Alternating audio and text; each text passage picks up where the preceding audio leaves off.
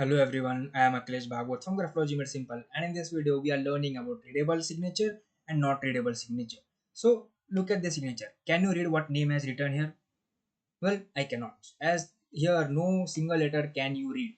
So these are the writers who are very reserved people in nature. They are feeling a lot of isolation, or they are someone who don't want to interact with new people, as they want to be seen as someone who is reserved, who do not open up first, and who is not someone who is just going to open up fully unless they trust someone. So these writers are someone who are hard to read by other people as well, reserve people.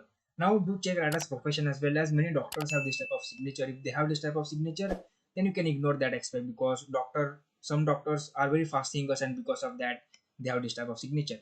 Yet if a normal person is having this type of signature, not readable signature, then they have reserved personality. They don't open up fully unless they trust the person, and they are not someone who is just going to start the conversation from their end with a stranger. There are some letters who have semi-legible. So some of the letter is legible. Let's say that A is legible or O is legible. So some letters are legible. So these writers are known as semi-legible writers. They have both qualities. They are someone who are open-minded as well. They are interactive as well, little bit. Yet they are also reserved people as well. So they have both qualities. They are not too open nor too reserved, we can say. Legible signature, these are the writers or open-minded people who want to be seen as someone who is open-minded, who is interactive, who can start the conversation from their end. So they want to be seen as that person. So as simple as that. Non-legible signature are reserved people. Legible signature or readable signature are open-minded people.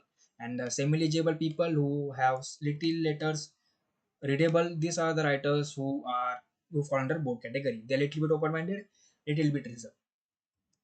So that's all for this particular signature. I believe you learned something new about readable, non-readable signature. That's all. Thank you for watching. Let's keep learning. Let's keep growing.